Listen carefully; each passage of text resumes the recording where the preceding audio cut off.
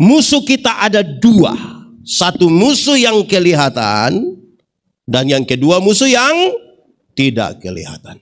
Kalau musuhnya kelihatan, mungkin gampang. Dia datang dari sana, ya kita lari toh. Atau kalau pegang batu, kalau pegang pistol, itu kalau musuhnya. Lalu bagaimana kalau musuhnya tidak kelihatan? Itu jadi masalah. Corona itu termasuk kelihatan atau tidak kelihatan? Tidak. Kalau iri hati termasuk kelihatan atau tidak kelihatan? Kadang-kadang kelihatan. Di sini ada orang yang biasa iri hati. Ibu-ibu atau bapak-bapak. Tapi ada di Rantai Paus ini ada. Ada ikut ibadah. Aku berkata kepadamu, kasihilah musuhmu, berbuatlah baik bagi yang membencimu, mintalah berkat bagi yang mengutuk, berdoa bagi yang mencacimu. Kalau pipi kirimu ditampar, berikan juga pipi kanan. Aku yang memilih kalian. Ya Tuhan Allah, kami mohon kepadamu, kuatkanlah dan teguhkanlah iman kami, supaya waktu di mana kami belajar firman Tuhan, biar ini menjadi waktu paling baik buat kami. Tuhan, tolong jauhkan semua penggoda pencobaan, baik di dalam kami, baik di sekitar kami, supaya di dalam nama-Mu kami belajar firman Tuhan. Terima kasih banyak Tuhan, kami rindu pada firman-Mu. Berfirmanlah bagi kami Tuhan, di dalam nama Yesus firman yang hidup itu kami berdoa, amin. Mari silakan duduk. Bapak Ibu saudara-saudara, shalom. Dalam sukacita kita di hari ini, semua aja kita renungkan ulang satu bagian pembacaan Alkitab ini menurut surat Efesus pasal 6 ayat 10 sampai ayat yang ke-20. Efesus pasal 6 ayat 10 sampai ayat yang ke-20, yang sudah dapat katakan amin. Amin betul. Separuh tidak buka Alkitab juga amin itu. Efesus 6 ayat 10 sampai ayat yang ke-20, perlengkapan rohani. Akhirnya, hendaklah kamu kuat di dalam Tuhan, di dalam kekuatan kuasa-Nya. Kenakanlah seluruh perlengkapan senjata Allah supaya kamu dapat bertahan melawan tipu muslihat iblis. Karena perjuangan kita bukanlah melawan darah dan daging, tetapi melawan pemerintah-pemerintah, melawan penguasa-penguasa, melawan penghulu-penghulu dunia yang gelap ini, melawan roh-roh jahat di udara. Sebab itu, ambillah seluruh perlengkapan senjata Allah supaya kamu dapat mengadakan perlawanan pada hari yang jahat itu, dan tetap berdiri sesudah kamu menyelesaikan segala sesuatu. Jadi, berdirilah tegap, berikat pinggangkan kebenaran, dan berbaju sirakan keadilan. Kakimu berkasutkan kerelaan untuk memberitakan Injil damai sejahtera. Dalam segala keadaan pergunakanlah perisai iman, sebab dengan perisai itu kamu akan dapat memadamkan semua panah api dari si jahat. Dan terimalah ketopong keselamatan dan pedang roh, yaitu firman Allah. Dalam segala doa dan permohonan, berdoalah setiap waktu di dalam roh, dan berjaga-jagalah di dalam doamu itu dengan permohonan yang tak putus-putusnya untuk segala orang kudus, juga untuk aku, supaya kepadaku jika aku membuka mulutku dikaruniakan perkataan yang benar, agar dengan keberanian aku memberitakan rahasia Injil yang kulayani sebagai utusan yang dipenjarakan. Berdoalah supaya dengan keberanian aku menyatakannya sebagaimana seharusnya aku berbicara. Demikian firman Tuhan. Berbahagia setiap orang yang mendengar firman, memelihara dan melakukan dalam hidup setiap hari. Shalom. Lebih kuat sedikit. Shalom. Saya senang sekali saudara-saudara, karena sebenarnya ini acara kaum bapak, tapi lebih banyak ibu-ibu. Itu luar biasa. Biar tepuk tangan kasih ibu-ibu. Tapi ibu-ibu tahu bahwa itulah pengaruh bapak-bapak. Karena kalau ibu-ibu bikin acara, bapak-bapak hanya antar. Tapi waktu bapak-bapak bikin acara, ibu-ibu duduk berdiam diri di sini. Ah, itu mantap itu. Oke, saudara. Paulus meninggalkan jemaat di Efesus. Padahal jemaat itu jemaat yang kecil. Tidak punya pengaruh politik yang luas, tidak punya pengaruh sosial yang besar. Paulus meninggalkan jemaat padahal Paulus tahu bahwa dunia ini medan pertempuran.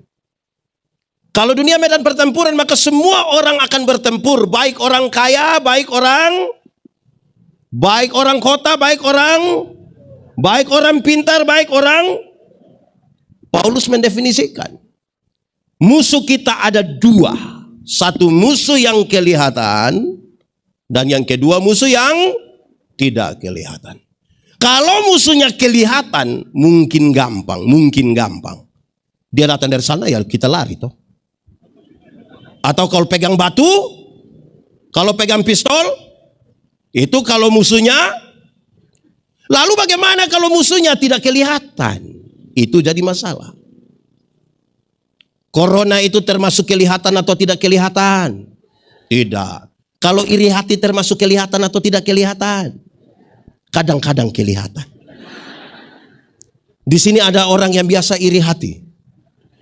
Ibu-ibu atau bapak-bapak. Tapi ada di Rantai Paus ini ada. Ada ikut ibadah. Dia pakai baju warna apa sebenarnya? Saudara, iri hati ialah lebih baik saya rugi asal engkau rugi lebih banyak daripada saya untung tapi engkau untung lebih. Saya pakai contoh saja. Ada dua orang yang biasa iri hati, mereka berdua berdoa kepada Tuhan. Karena Tuhan tahu mereka tukang iri hati, Tuhan suruh malaikat bicara dengan orang itu. Malaikat datang bilang begini, karena kamu dua biasa iri hati, maka Tuhan bilang hanya satu yang boleh meminta, yang satu diam-diam saja. Tapi yang meminta ini, kalau dia meminta sesuatu, maka yang tidak minta dapat 2 kali lipat. Contoh, kalau saya minta motor 1, maka Pak Dedi akan dapat motor 2. Di antara kamu dua, siapa yang berani berdoa? Dua-dua tidak mau. Ini bahaya ini. Akhirnya tarik undian. Ya apa pendeta Yandi yang harus berdoa untuk meminta? Ini bahaya. Kalau saya minta kaya, pasti Pak Dedi lebih. Ini bahaya. Akhirnya saya bilang begini, sudah Tuhan, kasih saya punya mata buta 1. Kalau saya punya mata buta 1, Pak Dedi buta. Buta 1 rugi atau tidak? Buta 1 rugi atau tidak? Tapi senang lihat orang buta 2 kan? Itu iri hati. Kita rugi, tapi lebih senang lihat orang rugi lebih banyak. Senang kalau orang susah, susah kalau orang di Rantai Paus ada. Itu dia marga apa? Jangan omong, itu bisa masalah itu, saudara-saudara. Iya, sebentar pulang dari sini saudara jalan ada orang bawa motor lari kencang, jujujut, serempet saudara begini, saudara silih sedikit, dia lewat 20 meter jatuh, saudara bilang apa? Mampus. Pas cek begini ternyata kita pun bapak yang jatuh. Senang sekali lihat orang susah itu, susah sekali lihat orang. Oke, Pak Pendeta, Paulus meninggalkan jemaat. Paulus tahu sekarang ini peperangan ini melawan iblis. Iblis itu punya kerja tipu-tipu. Iblis punya kerja. Saya mau tanya kita dulu, boleh jawab kuat. Tipu itu boleh kok tidak? Tipu boleh kok tidak? Kalau untuk kebaikan kita tipu boleh? Saya lihat saudara agak ragu-ragu. Ulang. Tipu itu boleh kok tidak? Kalau untuk kebaikan kita tipu boleh? Tidak boleh. Tidak ada tipu untuk kebaikan. Tipu itu tipu. Satu tipu melahirkan tipu baru. Kalau saya bilang kepada Bapak, kenapa tidak ikut gereja? Perasaan dengan pendeta tanya. Dia bilang, saya sakit Pak Pendeta, saya sakit.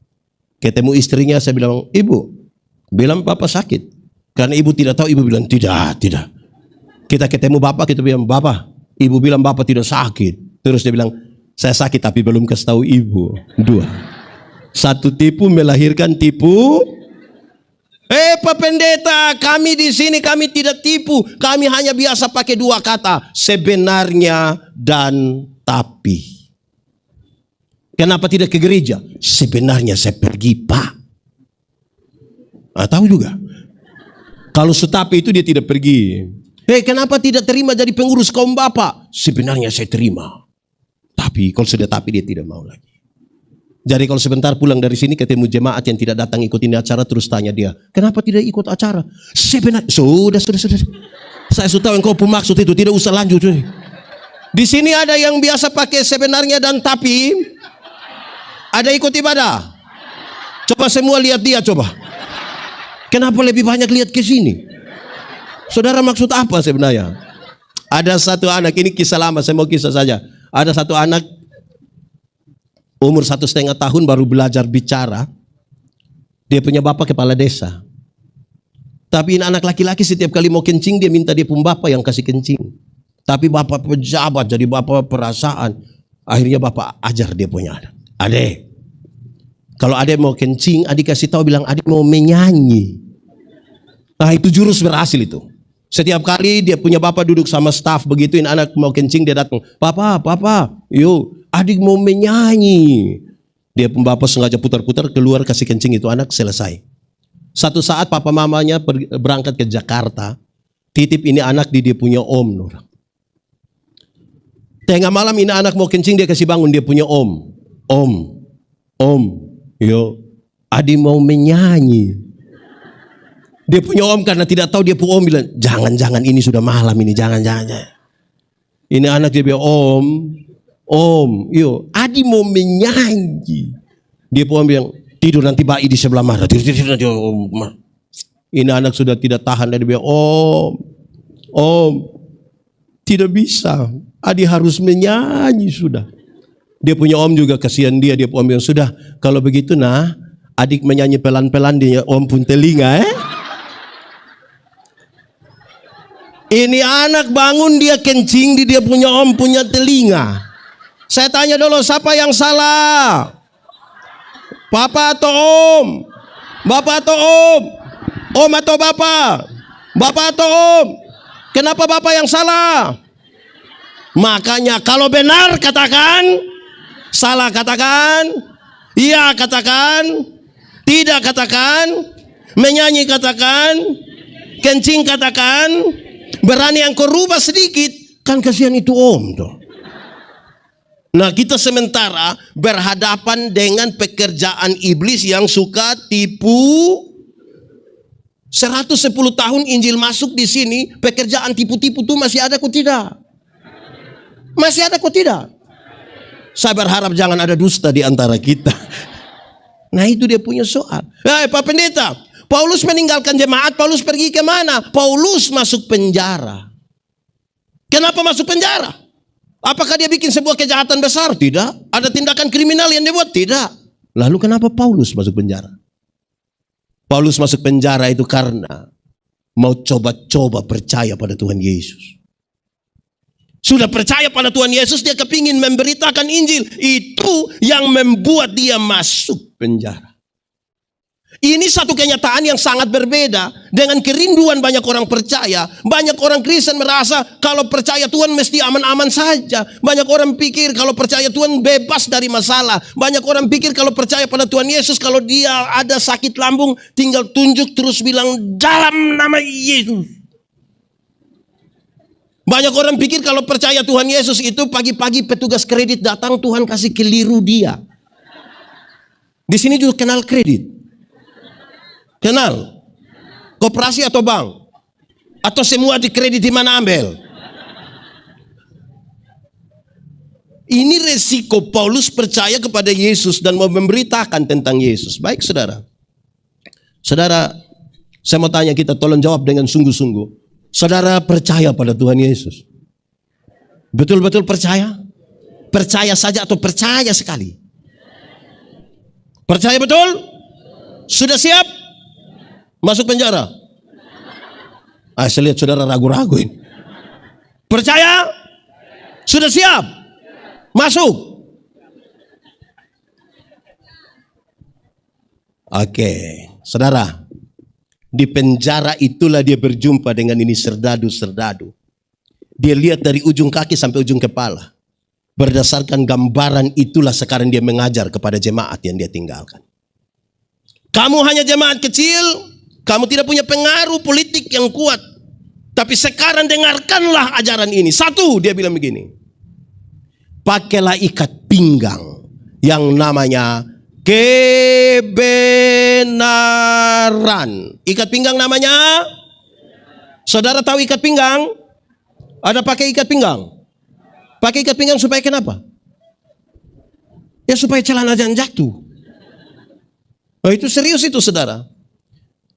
Prajurit Romawi itu kalau mereka pakai ikat pinggang, di tempat ikat pinggang itulah mereka menyerungkan pedang mereka supaya mereka dapat bergerak dengan bebas. Bayangkan kalau musuh datang dari sana, dia mau tarik celana kabar kelahi, tarik celana, lama-lama dia mati. Untuk bergerak dengan bebas dia kasih tahu, pakailah ikat pinggang yang namanya. Oke, ada dua kata dalam bahasa Indonesia, benar dan betul. Benar dan betul sama kau beda. Benar dan betul sama kau beda.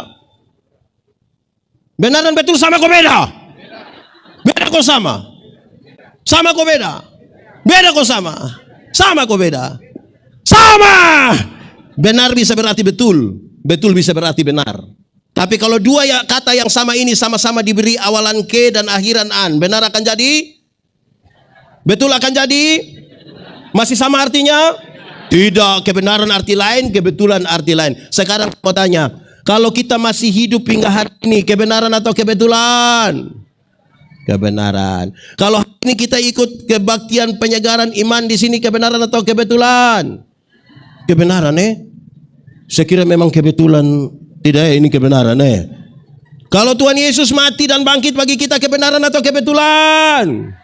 Luar biasa. Saya geser sedikit. Kalau kita kulit hitam, kebenaran atau kebetulan? Kalau kita kulit hitam termasuk kebenaran atau kebetulan? Kebe? Saya mau dengar ibu-ibu saja. Kalau kulit hitam termasuk kebenaran atau? Saudara-saudara, saya berkhotbah tentang identitas Allah. Saya kasih tahu, kadang-kadang kita ini warna kulit saja jadi berhala baru. Seolah-olah seorang perempuan cantik itu harus kulit putih. Akhirnya setiap kali yang kulit putih berdiri di depan yang kulit hitam macam gelisah, bagaimana Durang lihat begini. Ada lagu dulu bilang, biarlah yang hitam, jangan harapkan. Mau pakai okerju tidak bisa. Saudara pakai pemutih, maaf, di wajah saja, leher ke bawah gelap lagi, dan saudara akan bermasalah sekali. Kalau kita rambut keriting, kebenaran atau kebetulan?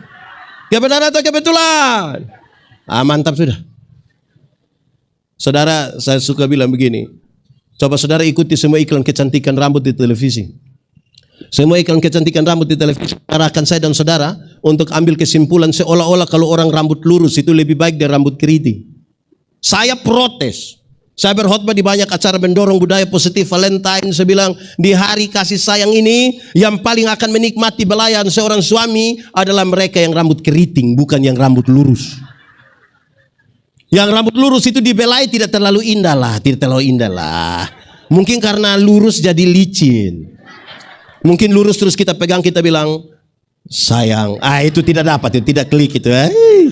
Masa gak sayang? Yang keriting itu kalau dibelai menarik. Sayang. Lebih dapat lah. Jangan gelisah hanya karena kita. Oke, baik. Kebenaran. Pakailah ikat pinggang yang namanya. Saudara, banyak orang merasa dia tinggal dalam kebenaran. Tapi apakah betul? Belum tentu, saudara. Kenapa? Kebenaran dalam Alkitab itu punya 3 dimensi. Dan siapa yang mengaku tinggal dalam kebenaran, mestinya 3 dimensi ini ada pada dirinya. 1, kebenaran dalam Alkitab itu saudara dengar saya suara? Mantap.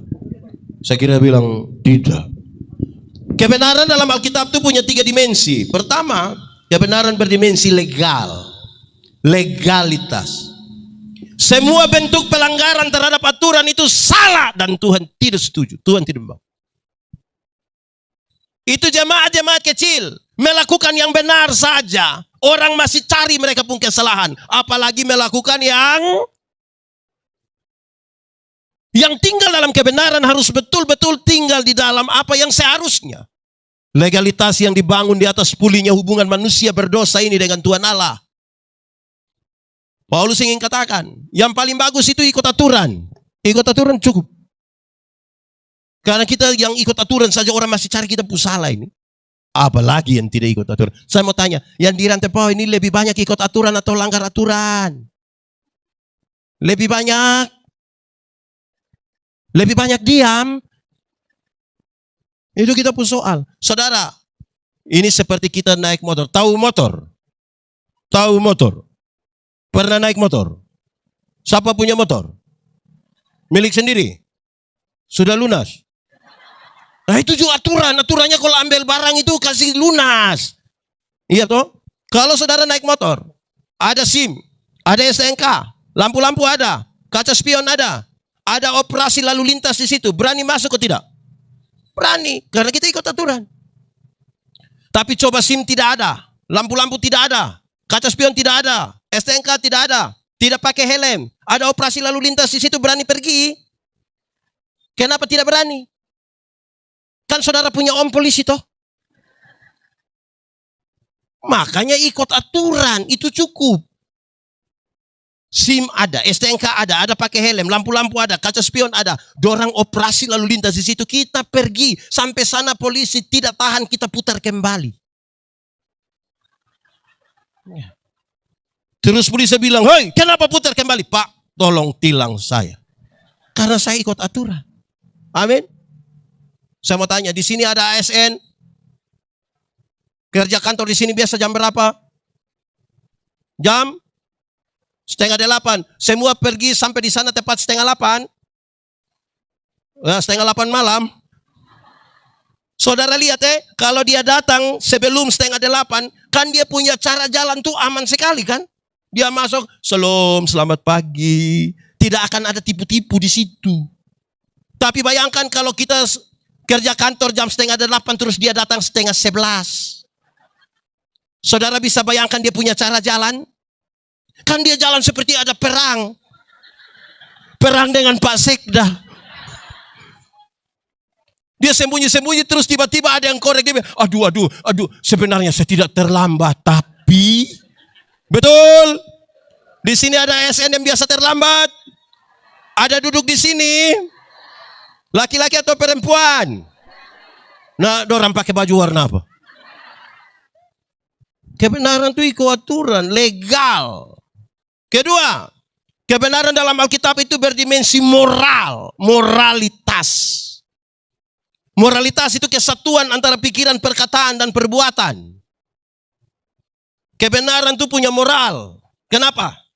Karena tidak semua yang kelihatan baik dibangun di atas moralitas yang benar. Belum tentu. Makanya Paulus menyatakan, apapun yang kamu perbuat, apapun, perbuatlah dengan segenap hatimu. Seperti untuk, dan bukan untuk. Saudara tahu, bahwa yang kelihatan baik itu belum tentu benar toh? Contoh, ingat, tidak semua senyum tulus. Saya datang, saya bilang, Shalom. Saya lewat baru separuh. Betul kok tidak? Itu kita pun soal. Lakukanlah dengan tulus. Kebenaran punya dimensi moral. Jadi siapa yang tinggal dalam kebenaran, taat pada aturan. Tapi yang kedua, punya moral. Itu kebenaran. Saya mengajar ilmu berkhotbah. 1-2 orang tanya saya, pendeta, khotbah yang baik itu yang bagaimana? Saya bilang, engkau pemaksud. Khotbah yang baik itu tulis atau tidak tulis? Berapi-api atau berair-air? Saya bilang khotbah yang baik itu bukan soal tulis atau tidak tulis. Bukan soal berapi-api atau berair-air. Khotbah yang baik ialah, pakai bahasa Kupang, omong karmana, bikin,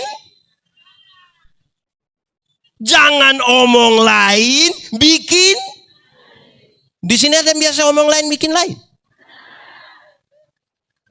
Ada orang yang bahkan lebih parah, pikir lain, omong lain, bikin lain. Hasilnya kelainan. Jadi kalau saudara ketemu orang kelainan itu kan tidak sinkron semua. Pernah lihat orang kelainan? Pernah? Tadi? Saudara ini kayak apa kok? Ya. Salam PKB. Lebih kuat sedikit. Salam PKB. Gitu. Oke. Ketiga, kebenaran dalam Alkitab itu punya dimensi sosial. sosialitas, kepekaan untuk turut mengambil bagian dalam penderitaan orang lain. Solidaritas. Kenapa Tuhan Yesus mau mati bagi kita? Karena dia solider dengan kita. Saudara tahu bahwa gereja ada di mana-mana, orang Kristen banyak di mana-mana. Tapi solidaritasnya kecil sekali. Saudara, pernah belanja di swalayan? Di mall pernah? Pernah tawar di swalayan? Pernah? Pernah tawar di mall? Ada yang berani tawar, kita bilang kau bikin malu-malu saja. Beli pemilik swalayan, pemilik mall, orang kaya atau orang miskin. Beli di orang kaya tidak tawar.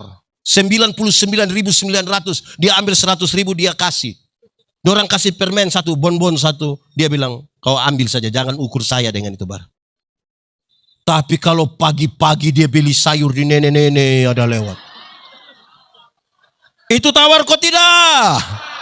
Atau juga tawar. Saudara lihat ya, beli di orang kaya tidak tawar. Beli di nenek-nenek itu susah sekali. Barangkali pulang jual itu dia sudah mati itu. Itu penawaran mengerikan. Kadang-kadang kita bilang, nenek, yo sayur berapa? Ini nenek sudah senang ini. 3.000. Dia sengaja kaget. Hah? 3.000? Bisa 9.000 kah? Kadang-kadang tambah satu kalimat di belakang. Bisa 9.000 kah? Kan nenek don tanam sendiri juga. Itu kalau saya yang jual, saya bilang, bawa free saja, bawa gratis saja, bawa. Tawar sayur 3.000 jadi 9.000 padahal turun dari mobil Innova. Di tangan kanan ada iPhone terbaru. Di tangan kiri masih ada Samsung terbaru. Di dalam tas masih ada Nokia lagi. Pakai rantai salib yang berat 1 kilogram. Tawar sayur 3.000 jadi 9.000. Wih, terlalu durhaka itu saudara. Ibu-ibu. Ibu-ibu. Mulai besok tawar sayur kebalik dari itu. Kalau tanya itu nenek-nenek. Nenek sayur berapa? Dia bilang 3.000. Maaf nenek, bisa 1 3.000? Nah. Kalau berani tawar sayur 3.000 jadi 1 3.000, hanya 3 kemungkinan. Kemungkinan pertama itu orang punya solidaritas sosial yang kuat sekali. Dia pantas ditiru, dia pantas dipuji. Tapi yang kedua barangkali makan puji. Atau mungkin yang ketiga gila mungkin. Kita yang menentukan. Jadi kebenaran dalam kita punya dimensi sosial. Saudara, Bapak Ibu yang hadir di sini. Bapak Ibu, ada yang orang tua masih hidup kah? Tinggal di sini atau tinggal di kampung? Dorang susah atau senang? Sering-sering ada kirim beras dengan daging kerbau kah? Sering-sering ada kirim? Ada kok tidak? Pas-pasca baru kirim. Orang tua masih hidup tidak kirim beras, tidak kirim daging. Orang tua pas mati dia bawa kerbau besar. Itu juga utang. Macam di sini ada yang begitu? Betul-betul ada. Saudara macam-macam sih. Salam PKB. Salam PKB. Yang masih hidup itu yang kita urus dia. Bukan dia mati baru kita urus. Orang tua masih hidup, beli memang kasih dia jas. Biar dia pakai jas.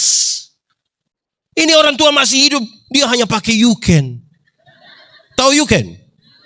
Yang mana? Yang itu. Orang tua mati dia beli jas. Orang tua masih hidup itu beli memang kasih dia sepatu. Ini orang tua masih hidup kasih tinggal dia jalan tanpa alas kaki. Jadi jari-jari kaki terbuka semua begini. Pas mati dia beli sepatu. Nah sepatu mana mau masuk di jari kaki yang macam 5 Pancasila begini? Aneh sekali. Di sini juga ada. Jujur angkat tangan di siapapun keluarga.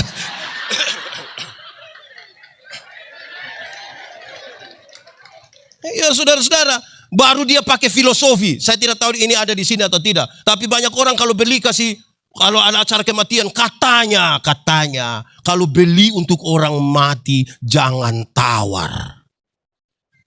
Di sini juga begitu. Oh, nah baik sudah kalau begitu. Waktu sepatu masih begini, dorang tidak beli. Posisi sepatu sudah begini, baru dia beli. Memangnya mau naik begini ke surga? Baru ada harga lagi di bawah sini lagi. Aneh-aneh saja. Susah betul.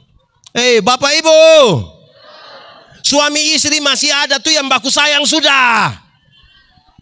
Ini tiap hari baku pukul suami istri. Di sini ada suami istri baku pukul tiap hari. Saudara tidak menikah dengan petinju.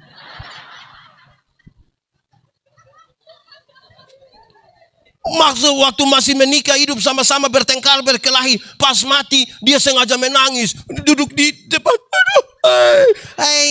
pencitraan.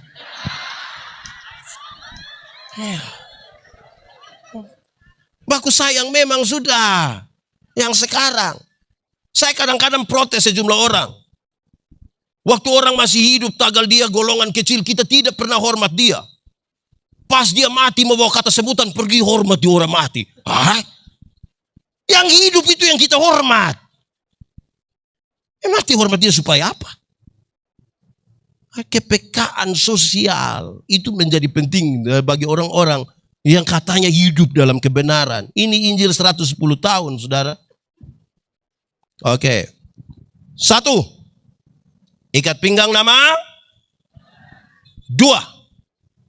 Pakailah baju zirah, pakailah baju perang yang namanya keadilan. Baju zirah namanya,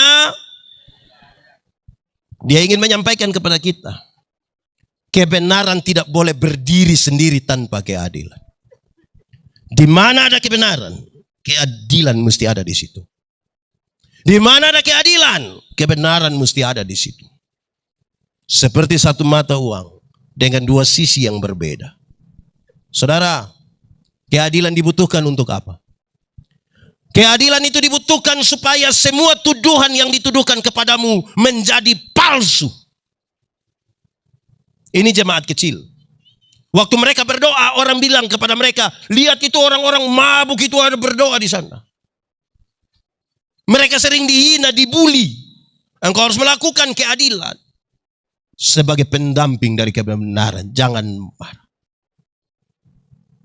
Saudara lihat, waktu murid-murid dapat pencurahan Roh Kudus.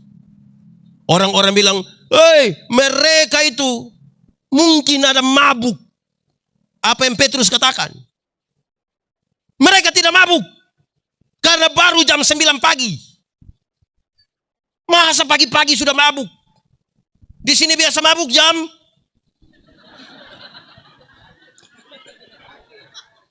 ada yang mabuk dari malam sampai lewat jam 9 pagi.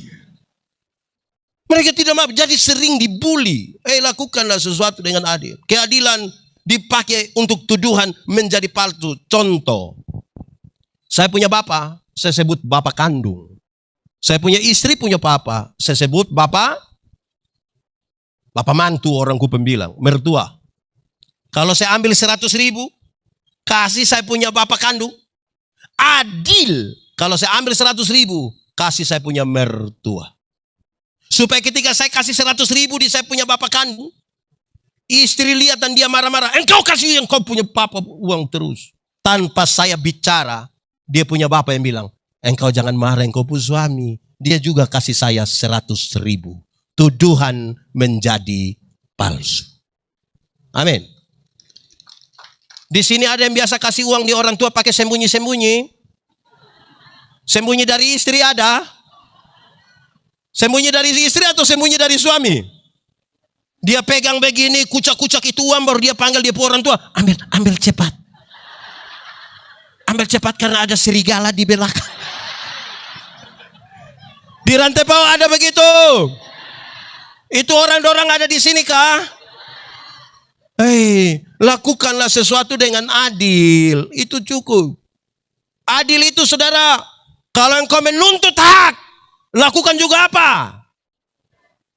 Kewajiban. Jangan hanya tuntut hak. Pemalas gereja. Tapi ketika ada kebutuhan pelayanan, paksa pendeta-pendeta harus pergi. Padahal selama hidup dia gereja hanya 3-4 kali. Pertama waktu anak baptis. Kedua waktu anak sidi. Ketiga waktu anak nikah. Dan kemungkinan yang keempat waktu pemakaman dia.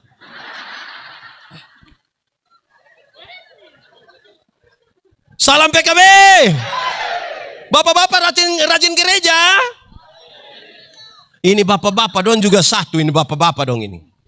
Waktu masih pacaran rajin. Jemput. Waktu menikah malas gereja. Lantas kemudian pendeta pergi bilang, Bapak, kenapa Bapak sekarang malas gereja? Dia bilang, Pak Pendeta, waktu Pak Pendeta kasih nikah saya dengan istri, kami dua telah menjadi satu.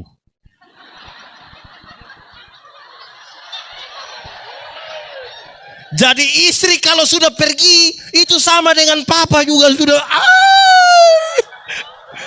Di sini ada suami macam begitu. Siapa punya suami coba jujur biar kita berdoa. Aneh-aneh saja. Saudara, keadilan itu dibutuhkan. Bapak Ibu. Bapak Ibu. Keadilan itu menjadi penting. Supaya saudara pernah kok tidak mengalami sebuah keadaan di mana saudara dituduh oleh orang. Pernah? Apalagi itu tuduhan itu tidak benar. Pernah? Lalu saudara sibuk untuk jelaskan di Facebook.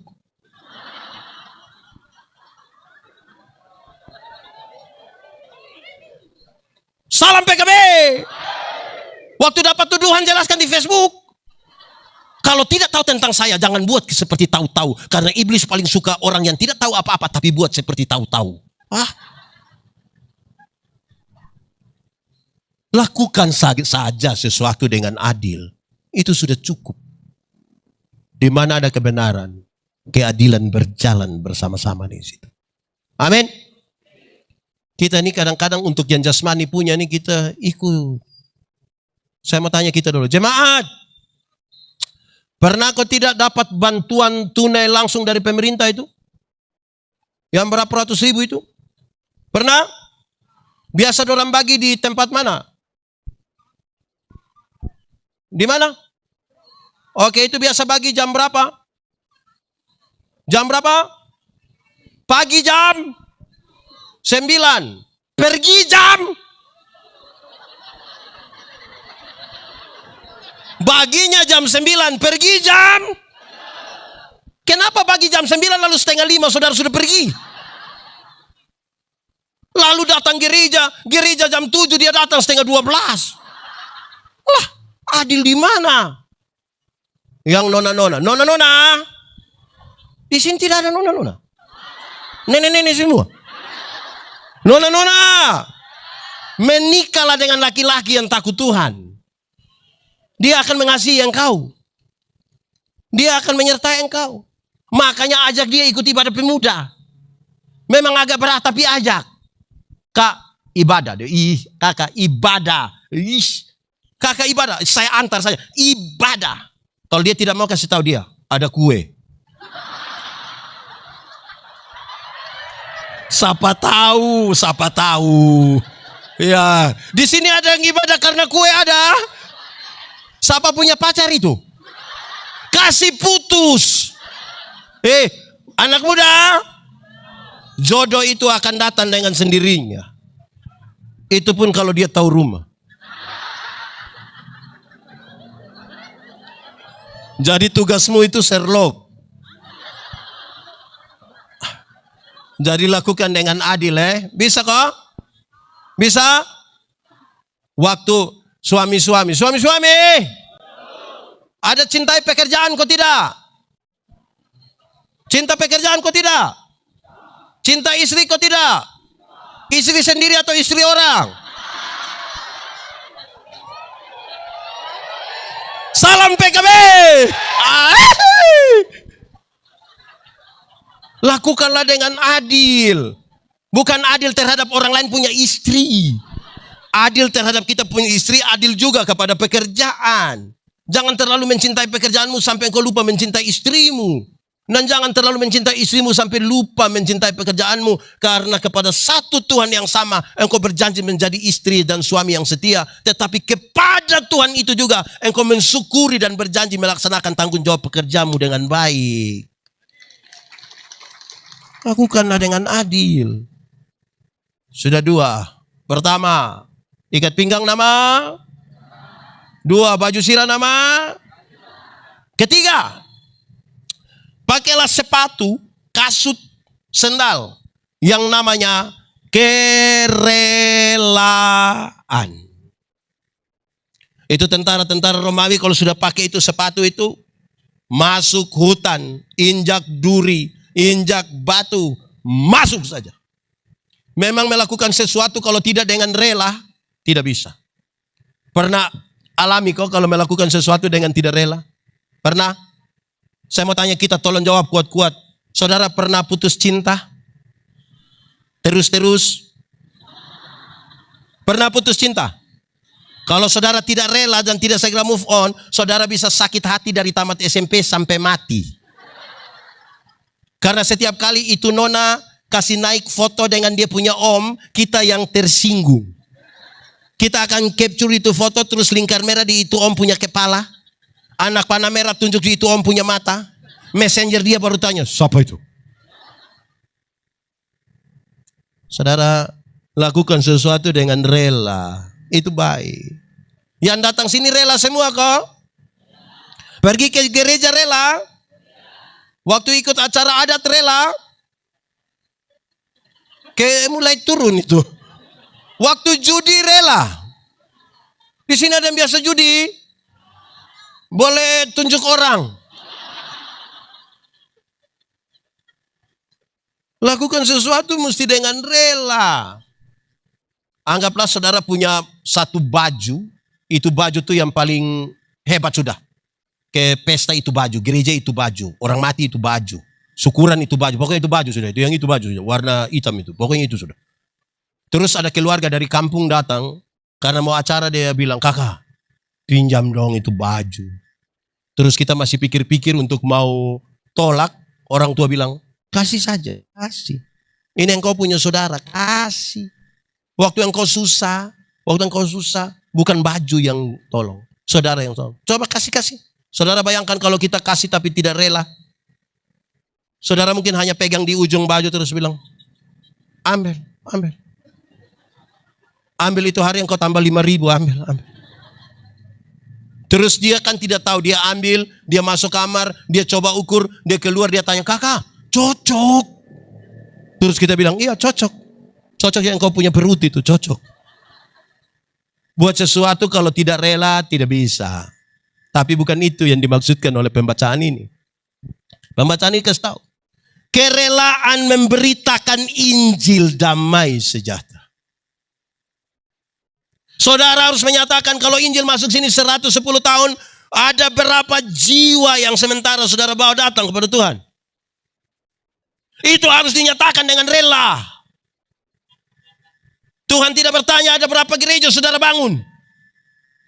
Ada berapa jiwa saudara bawa datang kepada Tuhan. Dan itu harus dilakukan dengan rela. Ada satu waktu Tuhan Yesus tinggalkan euforia dari beberapa orang, banyak orang karena mereka diberi makan gratis kira-kira 5.000 orang. Tuhan meninggalkan dan pergi ke Gerasa hanya untuk berjumpa dengan satu orang yang kerasukan roh, legion. Berarti roh jahat itu ada kurang lebih 6.000. Saudara bayangkan kalau satu orang kerasukan 6.000 roh jahat. Kita punya teman majelis hanya satu roh jahat, dia punya otak, kita pusing. Apalagi ini 6.000. Itu orang sangat jahat. Bukan saja bagi orang lain. Tapi bagi dirinya sendiri dia sangat-sangat jahat. Dia memukul-mukuli dirinya dengan batu. Bagi beberapa orang, manusia seperti ini mati harusnya. Tapi tidak dengan Tuhan Yesus. Waktu Tuhan Yesus turun dari perahu, roh-roh jahat itu bilang, hei Yesus anak Allah yang hidup, apa urusanmu dengan kami? Rupa-rupanya roh-roh jahat ini pun kenal nama Yesus. Jadi kalau kita baru mengenal nama Yesus, kita belum beda dengan roh jahat. Karena roh jahat juga kenal nama Yesus. Bahkan ketakutan terhadap nama itu. Injil Markus mencatat, di daerah itu ada penjaga-penjaga babi. Tahu babi?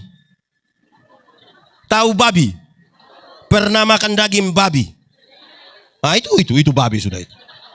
Injil Markus mencatat ada penjaga-penjaga babi menjaga babi kurang lebih berapa ekor?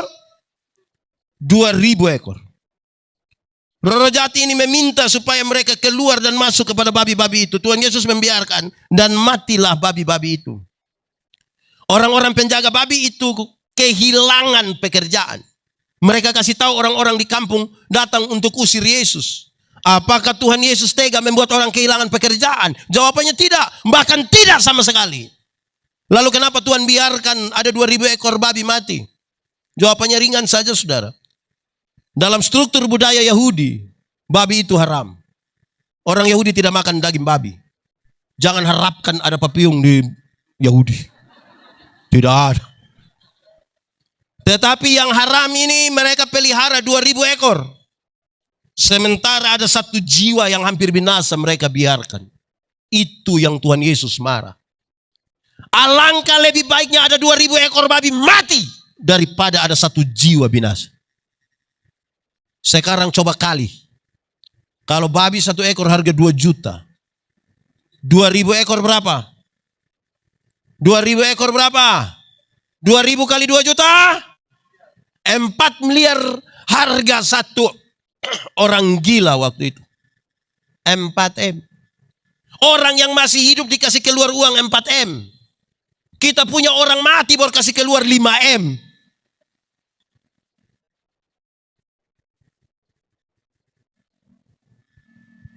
Siapakah orang gila itu? Saya sering berkata, orang gila itu kemungkinan besar adalah suamimu. Kemungkinan besar istrimu. Kemungkinan besar anak-anakmu. Kemungkinan besar mertuamu. Kenapa? Saya tidak tahu di sini, tapi ada satu gaya yang biasa dipakai. Ibu-ibu di Kupang itu, kalau mereka pergi ke gereja jalan sendiri, terus kita bilang, ibu, kok datang sendiri? Suami. Terus dia bilang begini, Ini tanda apa? X di sini artinya X faktor. Saudara, itu tanggung jawab kita. Injil itu berita pembebasan, bukan berita menakutkan. Tolong jawab. Kita takut setan atau setan takut kita? Kita takut setan atau setan takut kita? Atau kita yang setan bakas takut? Yang benar mana? Kita yang takut setan atau setan yang takut kita? Kerinduan kita setan takut kita, kenyataan membuktikan kita takut setan. Banyak orang memberitakan Injil dengan menakut-nakuti. Padahal Injil itu berita pembebasan. Saya berdoa di rumah-rumah sakit bagi nenek-nenek yang sakit berat hampir mati. Saya pergi bilang, nenek, kita mau berdoa nenek. Iya Pak Pendeta. Mungkin saya doa habis nenek sudah mati. Tapi nenek mati masuk surga.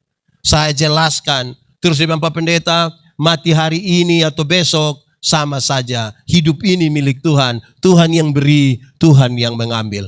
Bahkan saudara lihat kekuatan Injil. Bahkan ketika orang pada lorong-lorong kematian pun dia siap untuk itu. Itu pembebasan.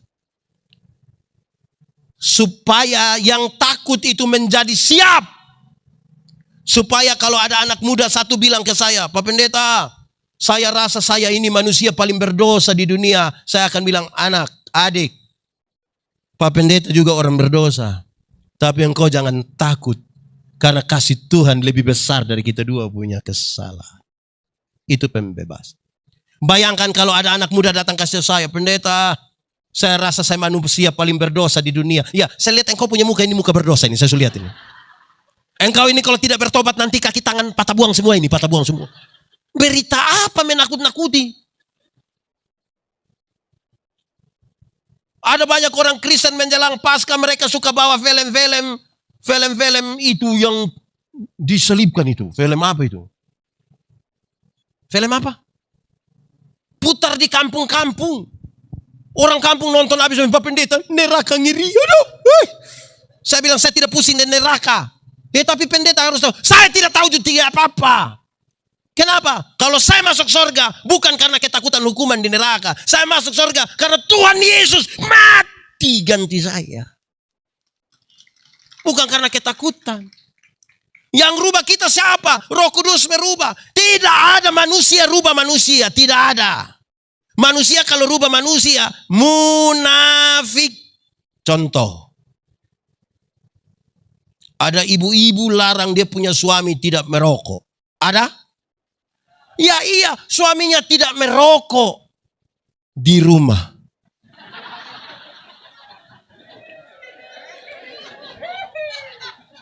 Salam PKB. Di rumah tidak merokok. Waktu keluar gas atau rem. Waktu keluar gas atau rem. Nanti dia pulang 200 meter sebelum rumah. Dia berhenti cepat-cepat. Terus dalam COVID ini kan sudah ada sudah ada cuci tangan kan di depan rumah toh. Dia sampai dia langsung cuci tangan, cuci muka, pakai kumur lagi. Istri tanya, "Papa kenapa sampai sedetail itu?" "Oh ibu, virus sekarang ini berat. Di sini ada suami begitu. Dia ada di sini. Dia pakai baju polos atau baju adat.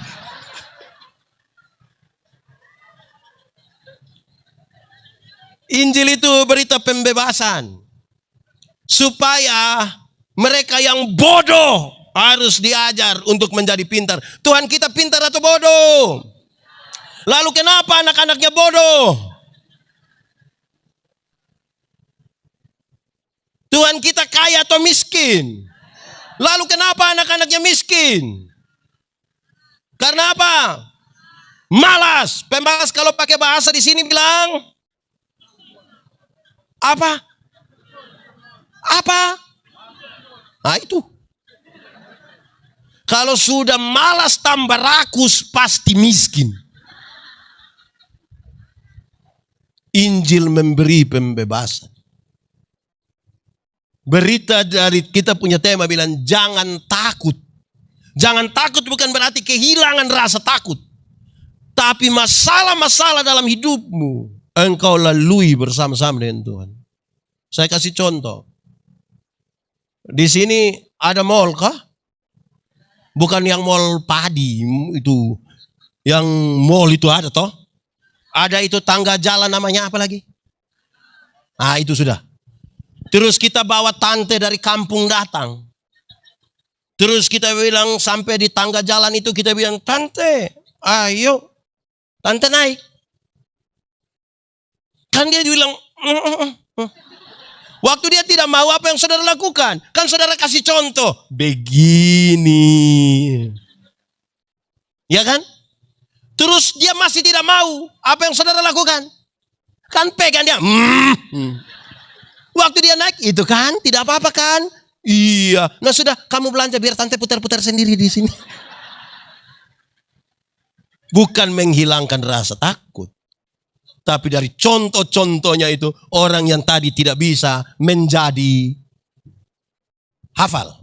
Ikut saya. Belajar ialah. Omong! Belajar ialah. Perubahan tingkah laku. Dari tidak tahu menjadi tahu. Dari tidak bisa menjadi bisa. Ulang. Belajar ialah. Perubahan tingkah laku. Dari tidak bisa menjadi bisa. Dari tidak tahu menjadi tahu. Kenapa saya harus sampaikan ini waktu bicara tentang kerelaan? Karena banyak orang tidak rela melepaskan kesalahan dalam hidupnya. Kita terlalu banyak untuk membenarkan kebiasaan daripada membiasakan yang benar. Ada sukacita? Salam PKB. Saya mau kasih tahu saudara. Segala sesuatu yang menggantikan Tuhan namanya berhala. Apapun. Kadang-kadang ketergantungan kita tidak kepada Tuhan. Tapi segala sesuatu yang menjadi kebiasaan-kebiasaan kita. Baru 3. Ikat pinggang namanya. Baju sirah namanya. Sepatu namanya. Pakailah perisai yang namanya perisai iman. Perisai dulu ada dua. Satu perisai kecil yang ditaruh di tangan untuk perkelahian pakai pedang 1 lawan 1.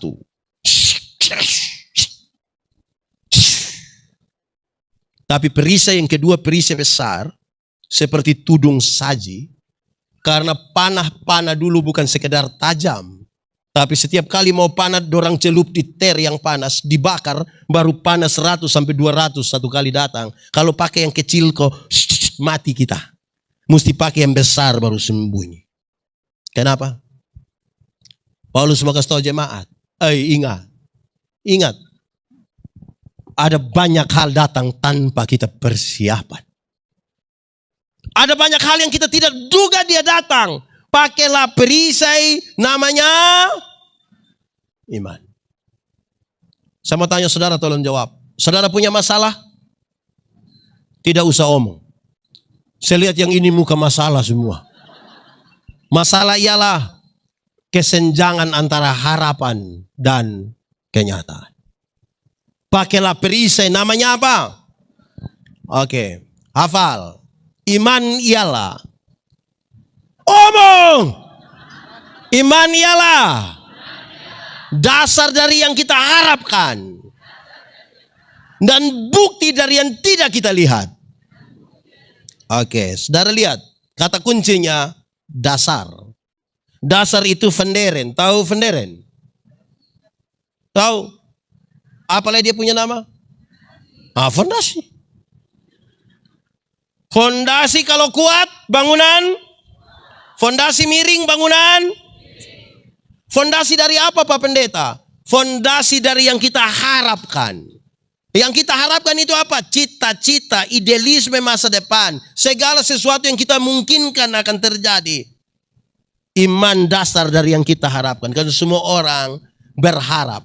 Saudara mau jadi orang yang paling kaya di Toraja, silakan. Saudara mau jadi orang paling cantik di Toraja, silakan. Saudara mau jadi orang yang paling maju, paling pintar, silakan. Pertanyaannya adalah, saudara sementara membangun harapan itu di atas dasar yang namanya apa? Itu lebih penting. Karena orang yang tidak beriman pun sementara membangun harapan-harapan. Bukti dari yang tidak kita lihat. Bukti dari yang tidak kita lihat. Pada saat banyak orang Kristen tunggu melihat baru percaya. Padahal iman itu bukti dari yang tidak kita lihat. Saya mau pakai contoh begini. Arsitek, saudara tahu arsitek? Di sini ada yang arsitek. Nah, itu sudah.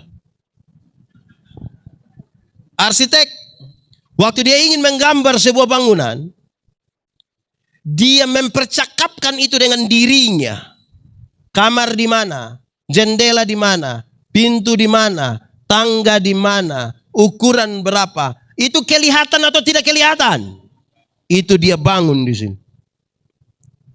Apa yang ada di sini dia tuangkan di satu kertas sebagai gambarannya. Mulai kelihatan atau tidak? Setelah gambaran itu ada, orang mulai bekerja untuk membangun dari sesuatu yang tidak kelihatan. Dibuktikan dengan yang waktu bangunan itu berdiri megah.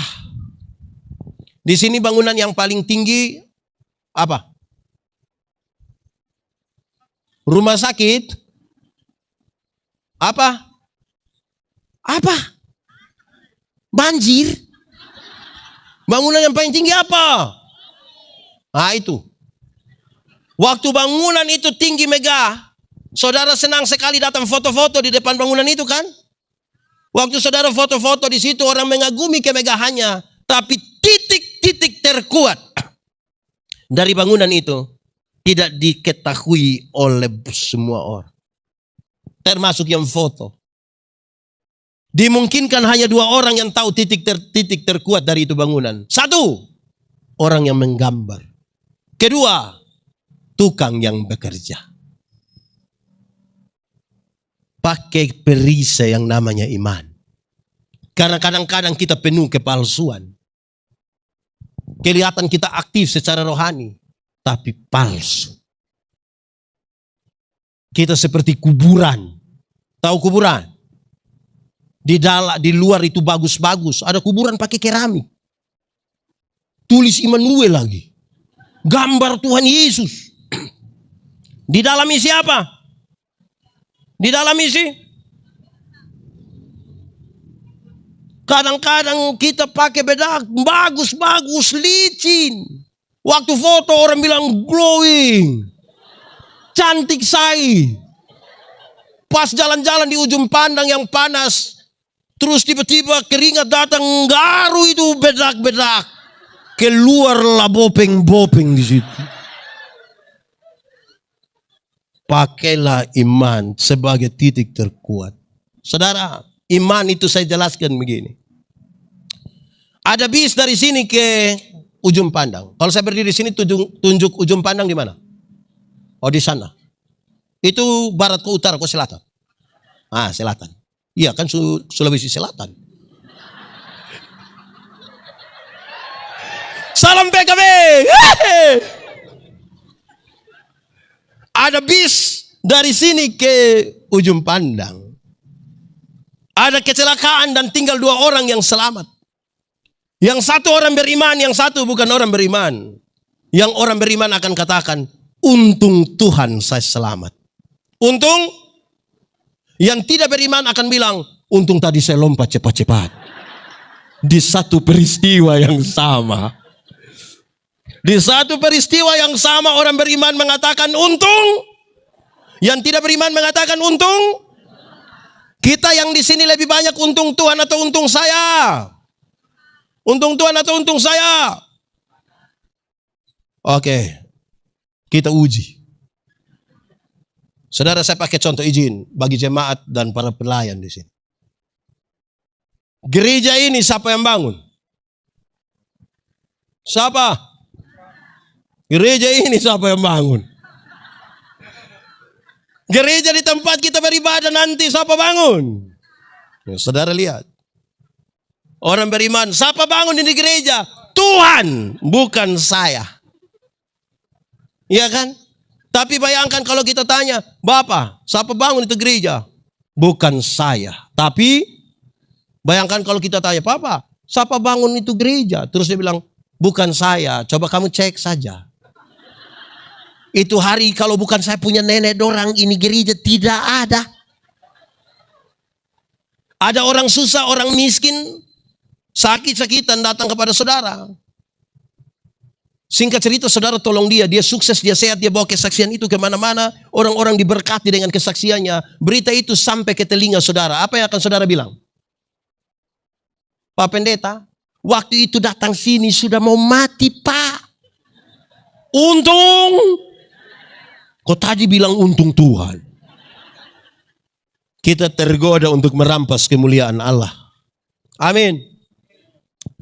Kedua, Tuhan bilang beriman itu mesti seperti anak-anak kecil. Saudara lihat anak-anak kecil itu. Umur 1,5 tahun yang tadi menyanyi. Itu anak yang 1,5 tahun itu coba taruh dia di atas ini. Dia punya papa ada di bawah. Terus kita bilang kepada itu anak, nah lompat. Dia lompat tidak? Lompat tidak? Lompat.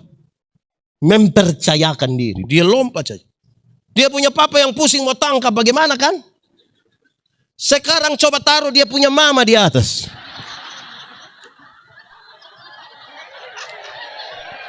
Salam PKB. Coba dia punya mama di atas. Terus dia punya suami di bawah.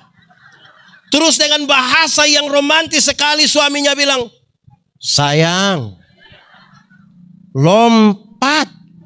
Saya mau tanya, ibu-ibu, sayang berani lompat? Kan engkau punya sayang yang suruh. Oke, anggaplah kalimat itu kurang romantis.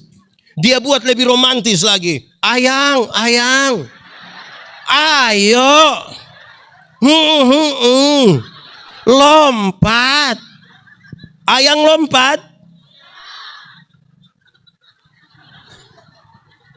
Saudara tahu, banyak orang hilang lenyap dalam dunia kata-kata, bukan dalam dunia iman. Padahal daftar makanan tidak mengenyangkan laparmu. Siapa yang di sini ada yang pernah lapar? Ada. Coba waktu kita lapar, kita masuk satu warung, baca nasi ayam, langsung kenyang. Pada akhirnya iman adalah sebuah tindakan, bukan kata-kata. Anak muda, kamu pernah mencintai seseorang? Atau semua orang kamu cintai? Kalau kita cinta pada seseorang, apakah kita pergi hanya bilang, "Non, saya cinta lu"? Begitu. Pada akhirnya cinta adalah sebuah tindakan. Amin. Iman membuat yang tidak mungkin jadi mungkin, tapi cinta bisa membuat kita melewati batas. Silakan bikin status.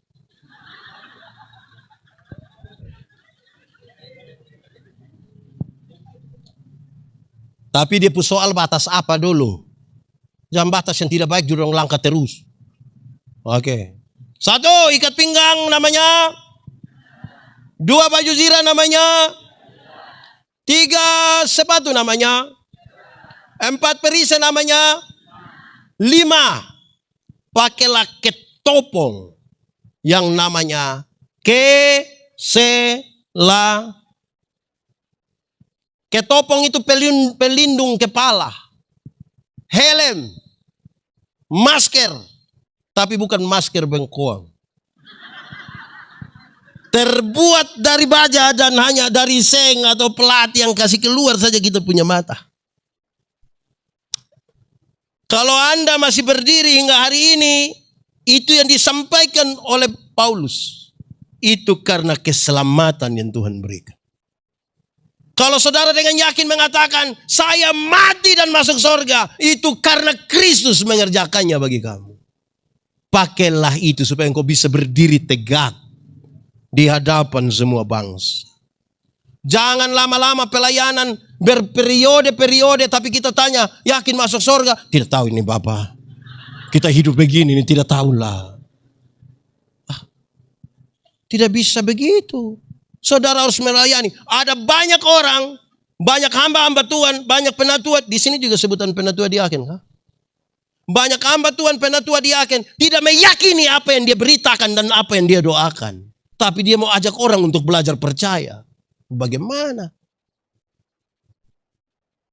Pakailah ketopong namanya keselamatan. Untung baik. Kita manusia ini berdosa semua. Waktu kita semua berdosa, siapa yang berani paksa Tuhan Allah datang untuk tolong kita? Ada yang berani paksa? Jadi kalau kemudian kita diselamatkan hanya karena kasih karunia. Seluruh perbuatan baik kita hanya sebuah ungkapan syukur. Saya kasih contoh. Anggap saja saya dengan adik ini, kita dua tidak kenal. Memang kita dua tidak kenal. Terus saya dapat dia punya nomor HP. Saya bilang, adik, sebentar malam jam 12, ketemu saya di depan kantor Bupati Toraja Utara. Dia mau? Mau? Kami dua tidak kenal. Dia ada ayam satu di rumah. Saya pergi ke dia punya rumah. Dia mau kasih saya itu ayam? Tidak. Saya ganti pertanyaannya. Saya mau kasih dia mobil baru 10 kilometer. Kira-kira dia mau ke tidak? Mau ke tidak? Mau. Terus saya beli kasih dia mobil baru. Ya tidak terlalu luar biasa juga. Pajero Sport. Waktu dia dapat itu Pajero dari saya dengan cuma-cuma. Ada perubahan perilaku dari dia ke saya kok tidak? Saya telepon jam 12 malam dia datang kok tidak? Saya pergi ke dia rumah ada ayam dia kasih kok tidak?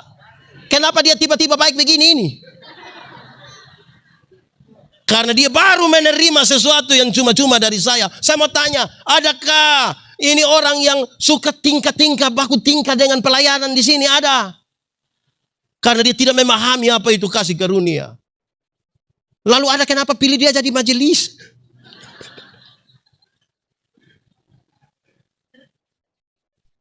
Saudara, hal ini serius. Saya kira orang-orang di sini ikut program pekabaran Injil. Orang-orang pekabaran Injil suka bilang begini, dosa ialah melanggar kehendak Allah. Betul? Satu hari kita bikin dosa berapa? Banyak kok sedikit? Bisa hitung kok tidak? Sendiri buat sendiri tidak bisa hitung.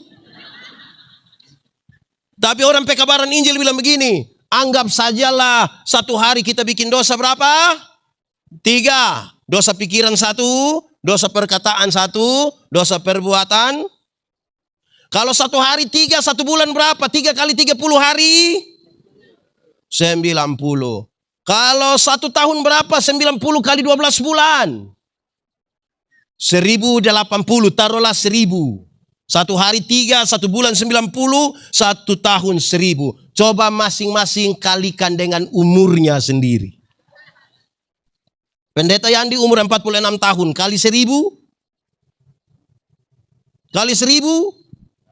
Dengan 46.000 pendeta Yandi ke surga. Itu jangan tanya di yang semakin tua. Mengerikan. Kalau satu hari 3 saja sudah begitu banyak, apalagi satu hari tidak bisa dihitung. Jadi kalau kita selamat, semata-mata hanya karena kasih karunia Tuhan. Tidak boleh ada orang gaya-gaya karena kasih karunia. Amin kok. Di sini ada yang gaya-gaya. Ada. Dia marga apa? Salam PKB. Oke. Sudah atau baru Baru saja. Baru 5. Tapi saudara, ini khotbah masih panjang. Tidak apa-apa toh? Kan lusa saya pulang. Saudara, saya punya istri biasa protes saya. Papa kira papa khotbah bagus. Oh iya mama, saya diundang di seluruh Indonesia ke luar negeri mama. Papa, coba cek yang orang ikuti papa khotbah. Mereka jangan sampai hanya pergi mau ketawa-ketawa. Dorang pikir papa Sule. Saya bilang mama, aduh mama kok bisa omong suami begitu.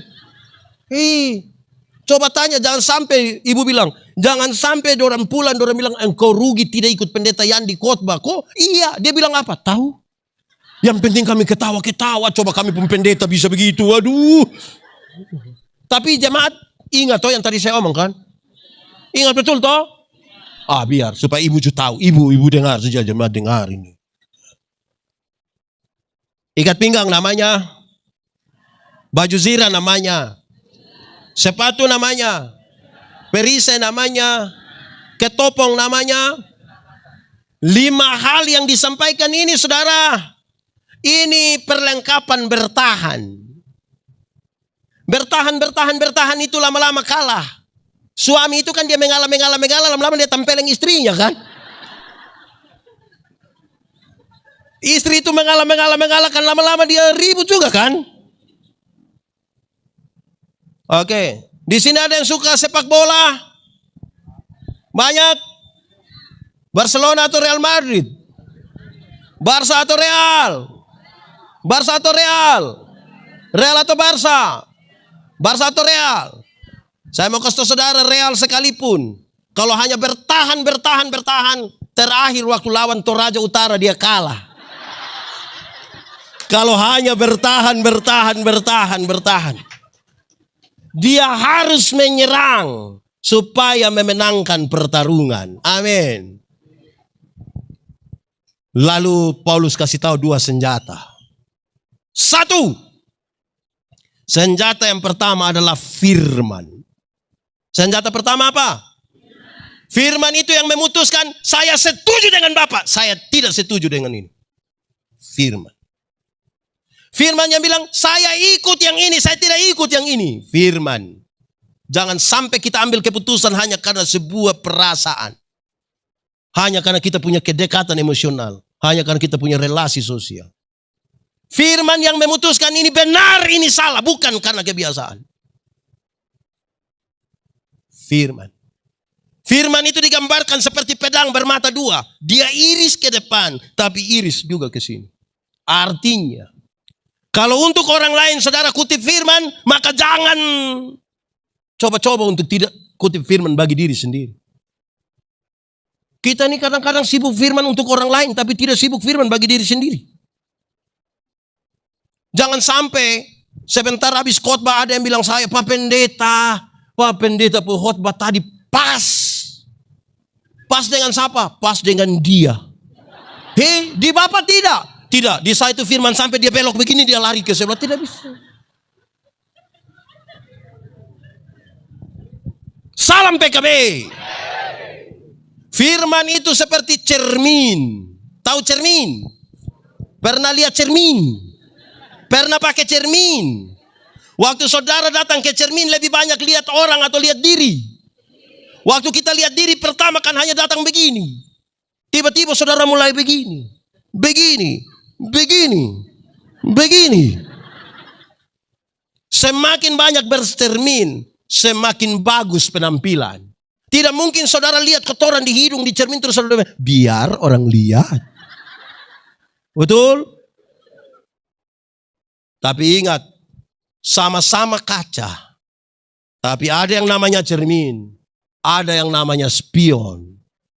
Tahu kaca spion? Pernah naik motor? Motor ada kaca spion. Kaca spion lebih banyak lihat orang atau lihat diri? Tolong kasih tahu saya di sini lebih banyak pakai cermin atau kaca spion?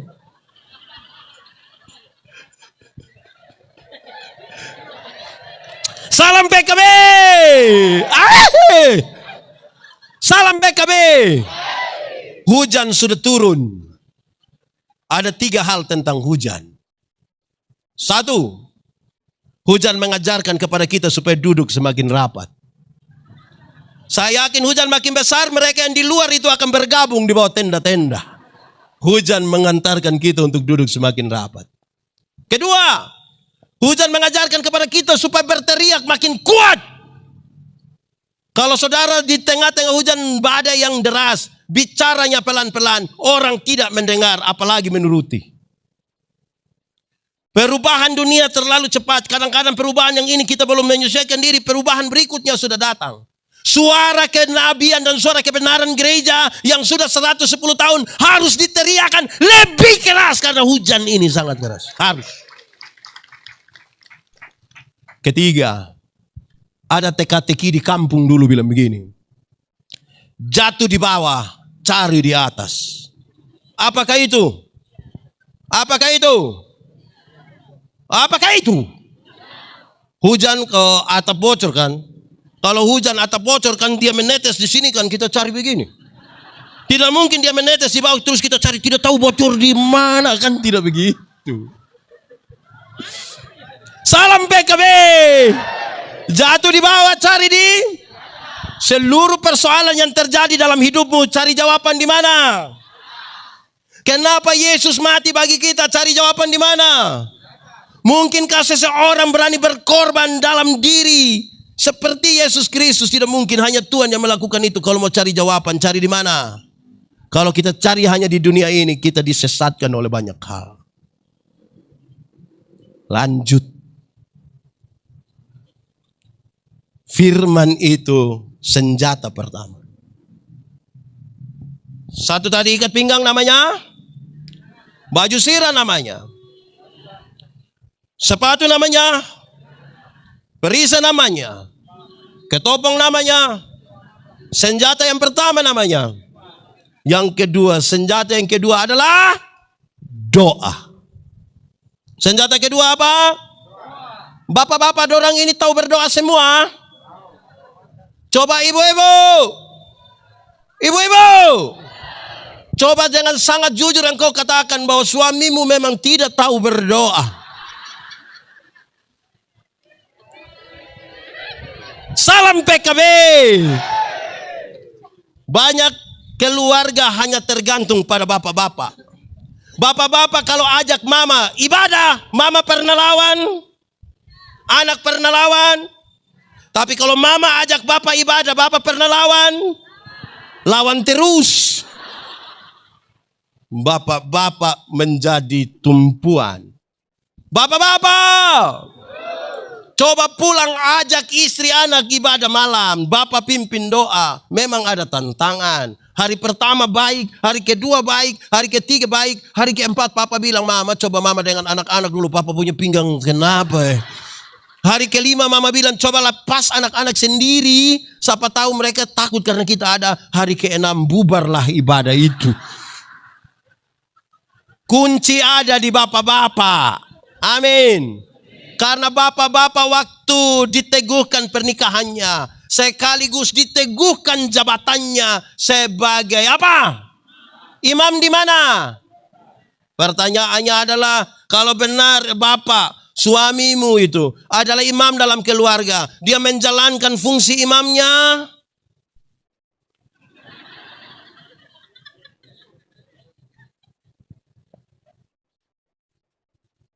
Dia menjalankan. Ibu-ibu omong saja, bapak dong tidak lihat, ibu dong pemulut. Doa. Saudara-saudara, saya mau kasih tahu saudara doa. Boleh saya tambah kira-kira 5-7 menit begitu, bolehkah? Oke. Doa itu relasi, bukan kata-kata. Doa apa? Relasi, bukan kata-kata. Banyak orang terlalu memperhitungkan kata-kata sampai lupa membangun relasi. Bahkan beberapa orang karena dia hanya omong kata-kata, maka dia punya bicara itu semua doa kalimat sama. Di sini ada yang semua doa kalimat sama. Doa persembahan juga itu kalimat, doa baca firman juga itu kalimat, doa makan juga itu kalimat, itu ada di sini. Dia ada di sini. Dia majelis atau jemaat. Relasi. Kenapa? Kalau hanya kata-kata, saudara dapat berkata-kata dengan orang yang saudara tidak kenal. Betul? Saya pakai contoh. Saudara pernah telepon? Pernah? Pakai HP untuk telepon? Pernah? Terus pada waktu saudara telepon ada satu perempuan bilang, nomor yang Anda tuju. Pernah? Itu perempuan kenal saudara. Saudara kenal itu perempuan. Lalu kenapa dia omong-omong dengan saudara? Jadi kita bisa saja berkata-kata dengan orang yang tidak kita kenal dan kita tidak punya relasi. Doa relasi. Dalam relasi itu saudara menyatakannya dengan ringan saja. Amin. Ada orang yang cerewet sekali di rantai paut, tapi jangan coba-coba suruh dia doa. Dia cerewet sekali, tapi kalau kita bilang, bapak sebentar bapak doa makan, lu sembarang saja. Salam PKB. Salam PKB. Karena yang dia pikirkan apa? Kata-kata. Kekuatan doa bukan ada pada teriakan, bukan ada pada tangisan, tapi penyerahan total. Jadi berkata-katalah dengan ringan.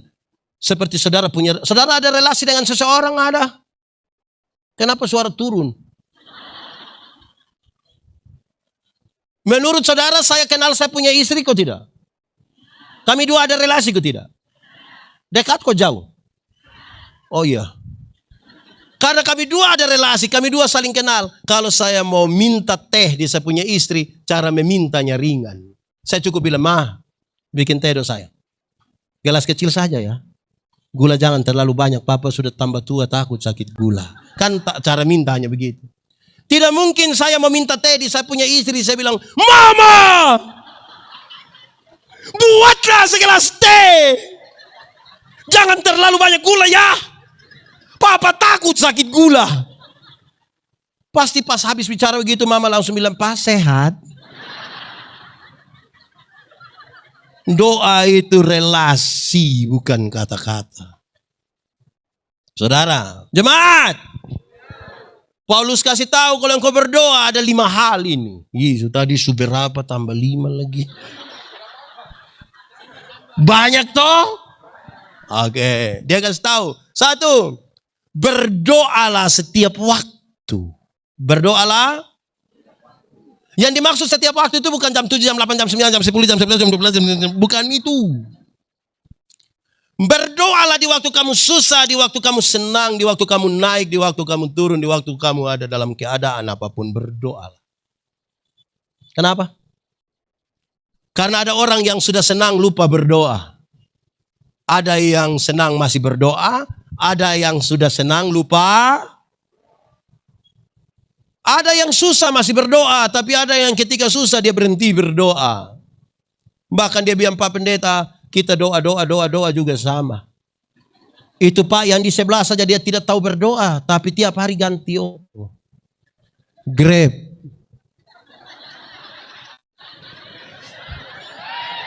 Salam PKB.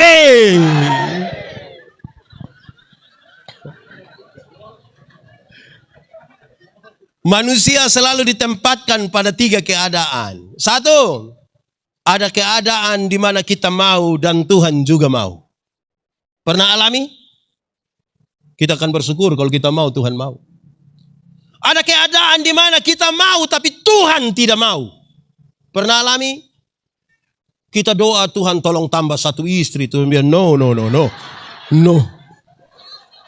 Pernah alami? Salam PKB. Di sini ada yang sudah mau tambah. Ada. Itu bapak-bapak ada di sini. Wih, terlalu itu bapak-bapak. Oke, bapak-bapak yang begitu tolong berdiri. Salam PKB.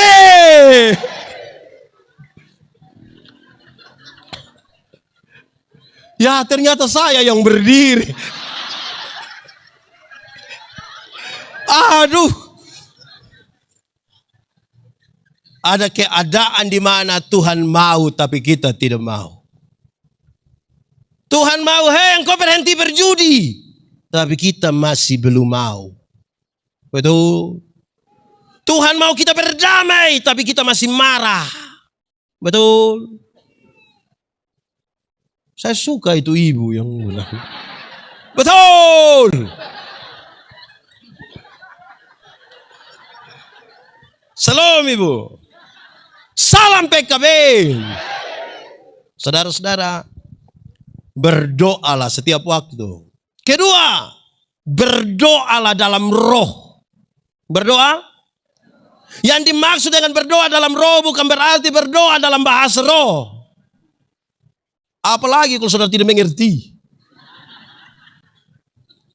Berdoa dalam roh artinya dalam kesatuan dengan Roh Kudus. Kenapa? Tuhan yang kita sembah, Tuhan yang kudus. Tuhan yang kepadanya kita datang, dia kudus. Ingat, yang kudus tidak dapat bersatu dengan yang tidak kudus. Yang gelap tidak dapat bersatu dengan yang terang. Tanggalkanlah kasutmu sebab tempat di mana engkau berdiri itu kudus. Banyak orang bisa berkata-kata doa yang dengan baik tapi tidak menjaga kekudusan hidupnya. Dia berkhotbah di acara pernikahan berapi-api, syukuran khotbah berapi-api. Habis dia yang minum di pinggir sini.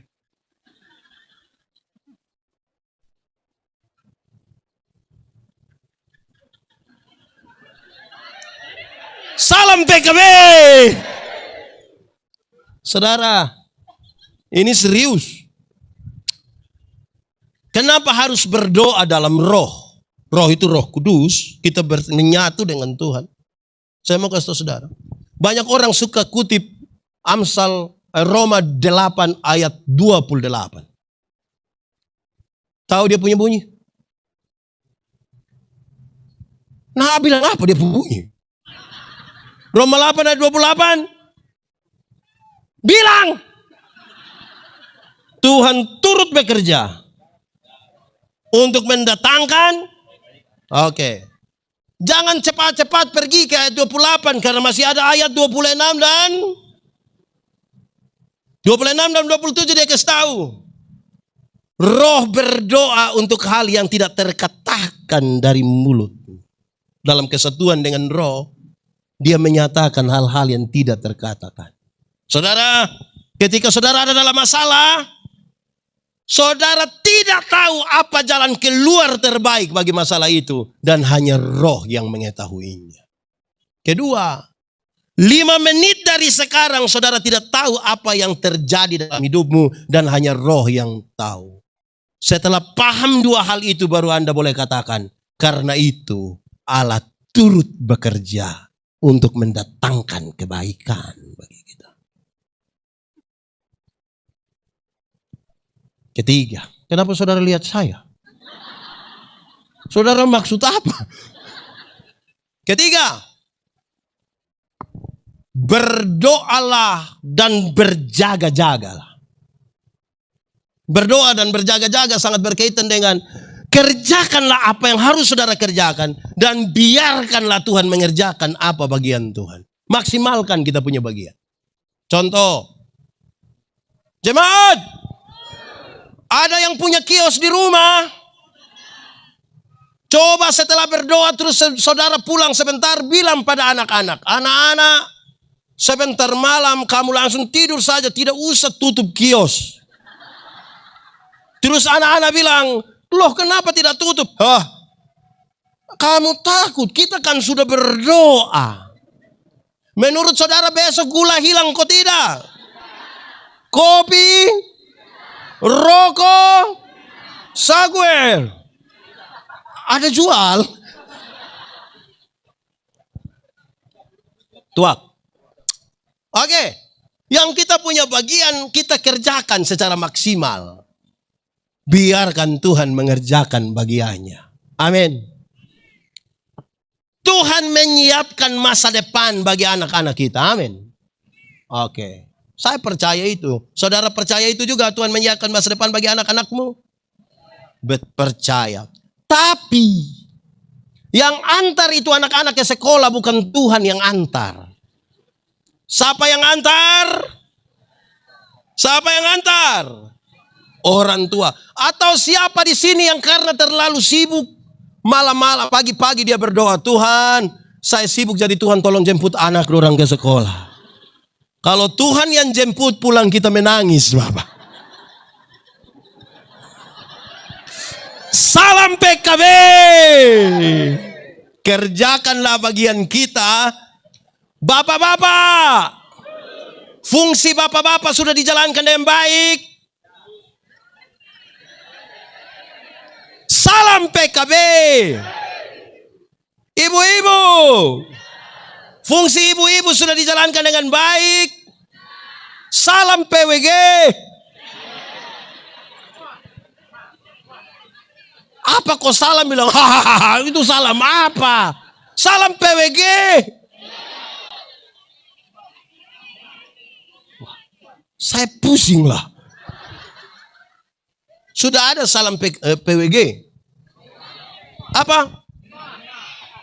Apa? Sudah. Saya tanya ke Jayalah.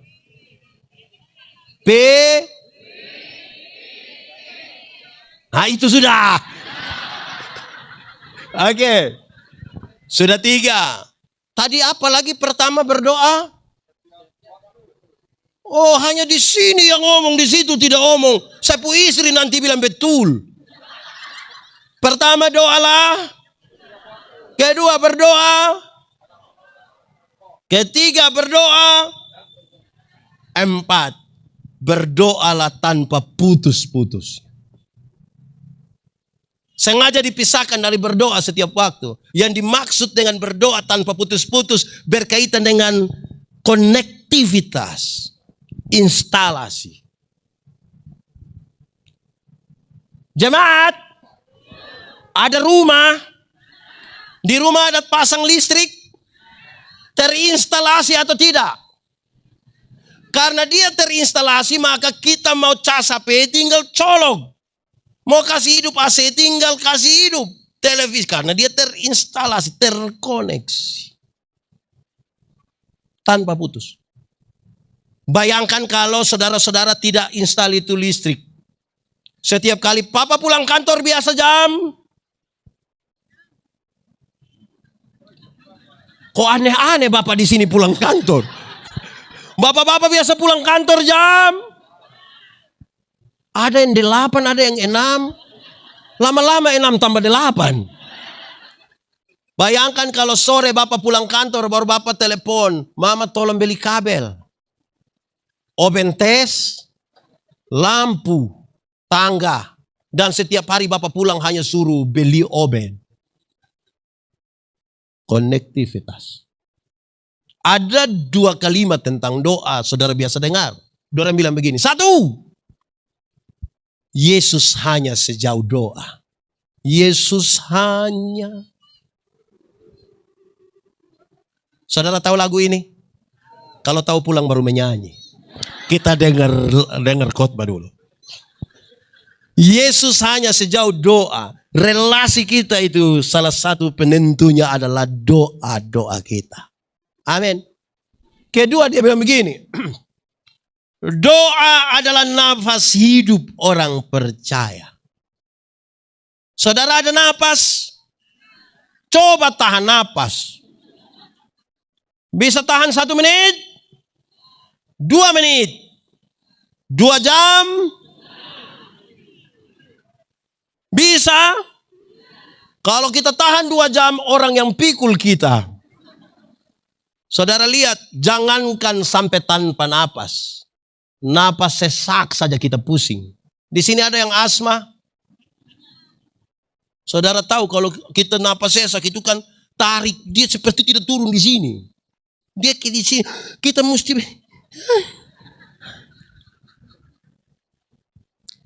Di sini ada yang kehidupan rohaninya seperti napas sesak. Ada. Berdoalah dalam itu, konektivitas terus menerus. Kelima, berdoalah juga untuk orang lain. Saudara pernah berdoa untuk orang lain? Doa serahkan.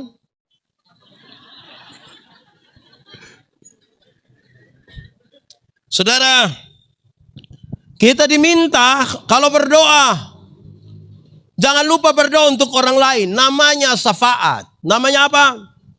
Syafaat berarti kita berdiri menggantikan orang lain untuk menyampaikan keluhan-keluhannya.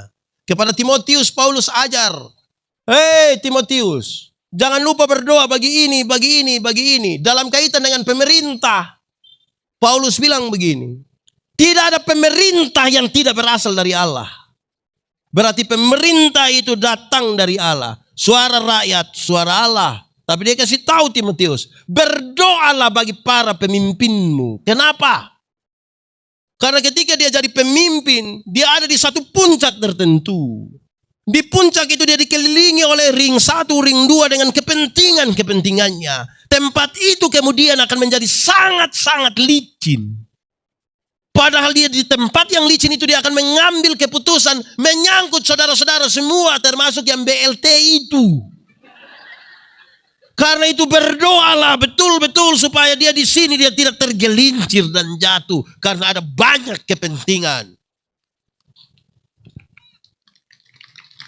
Ring 1 ada kepentingan, ring 2 ada kepentingan, partai politik ada kepentingan, penyandang dana ada kepentingan. Istri juga ada kepentingan. Ipar-ipar ada kepentingan. Berdoalah supaya dia tidak jatuh di situ. Kenapa saudara lihat saya? Saudara lihat sekarang. Menjadi lengkapkan. Kenakanlah seluruh perlengkapan rohani di 110 tahun. Injil masuk di sini. Yang dari jauh orang sudah lihat dia punya. Di mana? Itu di sana. Sekarang nilainya yang mau kita mainkan dan kita pakai sekarang. Ikat pinggang namanya. Baju sirah namanya. Sepatu namanya. Perisai namanya. Ketopong namanya. Senjata pertama. Senjata kedua. Dalam doa pertama berdoalah. Kedua berdoa. Ketiga berdoa dan keempat berdoalah tanpa. Dan yang kelima berdoalah. Kalau saudara lakukan itu, saya percaya kemuliaan Tuhan terjadi di tempat ini. Di tempat ini nama Tuhan dipermuliakan. Apa saja yang engkau buat berhasil. Karena engkau berjalan dan hidup bersama-sama dengan Tuhan. Mari tunduk kepalamu di hadapan Tuhan. Aku berkata kepadamu, kasihilah musuhmu, berbuatlah baik bagi yang membencimu, mintalah berkat bagi yang mengutuk, berdoa bagi yang mencacimu. Kalau pipi kirimu ditampar, berikan juga pipi kanan. Aku yang memilih kalian.